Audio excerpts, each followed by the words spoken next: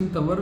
जिलाधिकारी संत कबीर नगर। मैं सभी जनपद वासियों से ये अपील और अनुरोध करता हूँ कि आप सभी जानते हैं कि इस समय गेहूं की फसल की कटाई लगातार चल रही है। इसी दौरान आपको भी संज्ञान में आया होगा कि कई जगह पे आग लगने की घटनाएं जो है वो प्रकाश में आती रहती हैं और लगातार हम लोग अपने संसाधनों का ठीक से उपयोग करने के लिए लगातार इस पर काम करते हैं। लेकिन मैं आपके माध्यम से सभी किसान भाइयों से भी अपील करना चाहता हूं कि आप इस विषय पे अपने स्तर से भी कुछ चीज़ों का ध्यान रखें। जैसे कि कंबाइन मशीन से जब आप लोग गेहूं कटवाते हैं और उसके बाद में स्ट्रॉ रीपर मशीन से जो गंठल है उसमें चिंगारी की वजह से आग लगने की घटनाओं से आप भी वाकिफ रहते होंगे। तो मेरा आपसे अनुरोध है कि जब तक समुचित व्यवस्थाएं ना कर ली जाएं, जैसे कि आप बालू की व्यवस्था है या जल की व्यवस्था है या फिर फायर एक्सटिंग्विशर्स की व्यवस्था है, तब तक जो है इन चीज़ों पे हमें रोकथाम लगाने की आवश्यकता है। इसके साथ साथ में हमने विद्युत विभाग से भी हमने ये बात की है, अनुरोध किया है और सब लोगों को हमने अपनी टीम को लगाया भी है, जिससे कि जो शॉर्ट सर्किट होने की घटनाएं आती हैं उनको हम लोग फोकस कर सकें। आप जानते ही हैं कि जब आग लगने की घटनाएं हमें प्रकाश में आती हैं तो उस टाइम पे बिजली काट दी जाती है और उसी वक्त जो है पानी की आवश्यकता भी हमको महसूस होती है, तो आसपास के ट्यूबलों में जो है पानी की कमी एकदम से महसूस होती है। तो ये चीज़ भी हमको ध्यान में रखना है कि पर्याप्त जल जो है वो आसपास हमें देखना है। और साथ साथ में किसान भाइयों से ये भी अनुरोध करना है कि जब इस प्रकार की कोई घटना होती है तो आप तुरंत जो है ट्रैक्टर से एक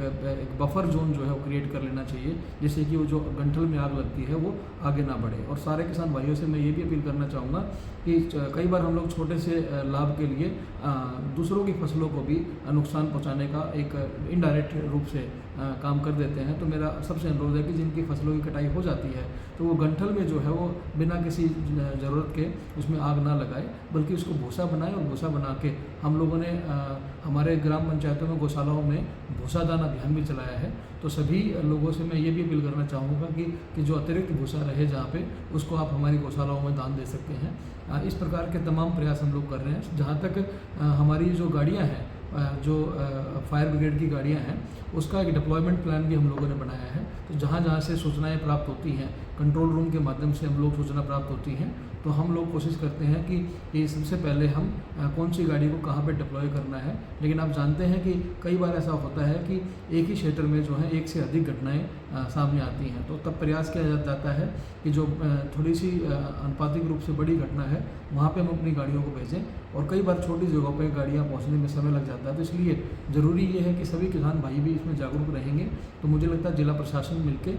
इस पर अच्छे से काम कर सकता है। हमने अपनी राजस्व की टीमों को और पुलिस विभाग की टीमों को भी हमने इसमें ट्रेन किया है कि वो भी अपने अपने क्षेत्र में इसके ऊपर विशेष रूप से ध्यान रखें। और अगले 15 से 20 दिनों में ये एकदम से हमें ध्यान रखना होगा और हमें इन चीज़ों पे ध्यान देना होगा कि इस प्रकार की घटनाओं को हम कितना मिनिमाइज कर सकें, जिससे कि हमारा जनपद जो है इस प्रकार की घटनाओं से दूर रह सके। तो मैं पुनः एक बार आप सबसे अपील करता हूँ कि जितनी बातें बताई गई हैं कृपया आप सभी उन बातों का ध्यान रखते हुए आप अपने आप को, अपने खेतों को, अपनी फसलों को सुरक्षित रखने का काम करें। धन्यवाद।